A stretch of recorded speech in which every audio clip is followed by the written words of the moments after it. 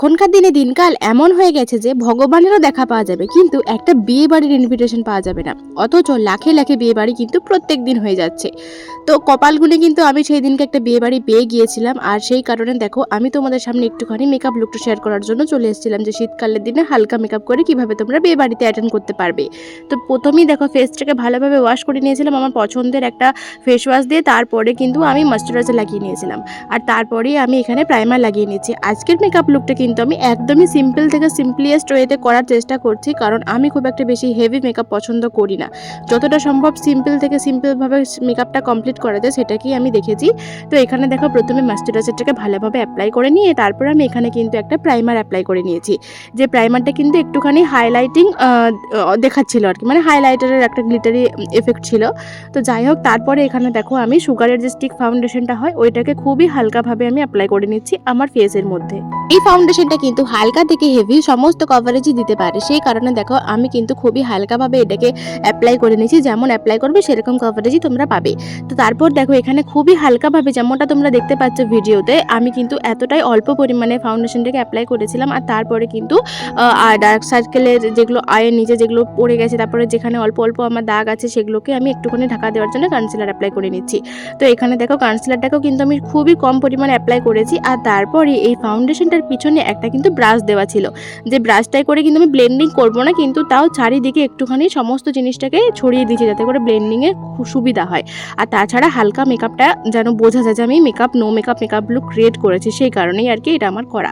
তো এটাতে ভালো ব্লেন্ডিং কিন্তু একদমই হয় না। আমি একবার চেষ্টা করেছিলাম, একবার না অনেকবারই চেষ্টা করেছিলাম এই সুগারের ফাউন্ডেশনের যে ব্রাশটা থাকে সেটা দিয়ে একটুখানি ব্লেন্ড করার, কিন্তু ব্লেন্ড একদমই হয়নি ভালো। একদম মানে বোঝাই যাচ্ছিল না যে মানে ফাউন্ডেশনটা প্রচুর সাদা ফ্যাট ফ্যাট করছিল, সেই কারণে কিন্তু আমার ব্লেন্ডিং হয়নি। তাই আমি বিউটি ব্লেন্ডার দিয়ে এরকমভাবে ব্লেন্ড করে নিলাম। আর আমার তো আইব্রো একদমই প্লাগ করে নেই, তোমরা দেখতেই পাচ্ছ। তাও যে জায়গাগুলো অল্প অল্প ফাঁকা ফাঁকা লাগছে সেই জায়গাগুলোতে আমি অল্প পরিমাণে এই আইব্রো ব্রাশটাকে দিয়ে স্পুলিটার সাহায্যে আমি একটুখানি শেপটা দেওয়ার চেষ্টা করছি। আইব্রোটা দেওয়া নেই বলে কিন্তু আমার প্রচুর খারাপ লাগছিল দেখতে, কিন্তু তাও যতটা সম্ভব পেরেছি আমি একটুখানি চেষ্টা করেছি। আর সত্যি কথা বলতে এই আইব্রোটার জন্যই না আমি হেভি মেকআপ কিন্তু অ্যাপ্লাই করতে পারিনি। এখানে দেখো আমি কিন্তু একটা থিন লাইনার আঁকার চেষ্টা করছি, আর লাইনারটা আমার আঁকা একটাই কারণে যাতে করে আমার চোখগুলো একটুখানি বড় বড় দেখতে লাগে, কারণ আমার বড় চোখ ভীষণ পছন্দের, সেই কারণে আমি হালকা পাতলা লাইনারটাকে ক্রিয়েট করেছি। আর এখানে কিন্তু একটা ড্রাই বিউটি ব্লেন্ডার দিয়ে আমি একটুখানি লুজ পাউডার অ্যাপ্লাই করে নিয়েছি, লুজ পাউডার না কম্প্যাক্ট পাউডার ফিটমিট। তো এটাকে আমি খুব ভালোভাবে সেট করে নিয়েছিলাম যাতে করে মেকআপটা আমার গলে গলে না পড়ে, যদিও শীতকাল কিছু হবে না, তো তাও একটুখানি আমি অ্যাপ্লাই করে নিলাম। তারপর এখানে দেখো আমি কিন্তু আমার চোখগুলো যাতে একটুখানি পাতনাগুলো বড় বড় লাগে সেই কারণে একটুখানি আমি মাস্কারা অ্যাপ্লাই করে নিলাম। তারপর আমার হাইলাইটার কম পড়ে গিয়েছিল, হাইলাইটারটা একদমই ছিল না, কিন্তু তাও তার মধ্যে থেকে আমি রো করে যতটুকু সম্ভব পেরেছি হাইলাইটার বের করে আমি আঙ্গুলের সাহায্যে অ্যাপ্লাই করেছি। আমি আর হাইলাইটারের জন্য ব্রাশ অ্যাপ্লাই করিনি, আমি আঙ্গুল দিয়ে হাইলাইট করে নিয়েছি আমার হাইলাইটার জোনগুলোকে। তোমরা যেটা দেখতেই পারছো মানে কতটা সিম্পলভাবে ল্যাদ খেতে খেতে যে মেকআপ করা যায় আমাকে দেখিয়ে শেখা উচিত। হাই গাইস, ও রেডি হয়ে গেল, আমি এখন রেডি হতেই পারলাম না। তোমার ছোট বেবি, তুমি আগে ওকে সামলাও, দেন রেডি হবে।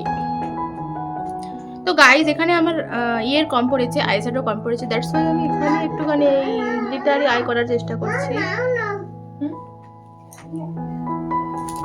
এখানে দেখো আমি কিন্তু আইশ্যাডো অ্যাপ্লাই করিনি, আমি হাইলাইটারের মধ্যে থেকে যে শেডটা একটুখানি তাও ডার্ক ছিল সেই শেডটাকে নিয়ে নিয়েছি এবং আমার আইলিডের উপরে অ্যাপ্লাই করে নিয়েছি যাতে করে দেখতে খুব সুন্দর লাগে। দেখো খুব সুন্দর কিন্তু একটা শিমারি এফেক্ট দিচ্ছিল।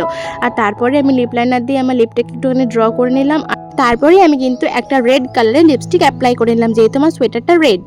This is my final look. আর আমরা এখন রেডি হয়ে গেছি সকলেই, আর আমি তো অবশ্যই সোয়েটার পরেছি, কারণ কি আমরা যাবো হচ্ছে টোটো করে, প্রচুর বাতাস লাগতে চলেছে, ফেরার সময় তো প্রচুর বাতাস লাগবে, সেই কারণে চুলটা ভেবেছিলাম খুলে যাবো, কিন্তু মা আর রাত্রেবেলা চুলটা আমাকে খুলে যেতে অ্যালাউ করলো না, সেই কারণে এইটাই হচ্ছে আমার ফাইনাল লুক। তো কেমন লাগলো জানিও, আর ফুল লুকটা একবার দেখে নাও তোমরা।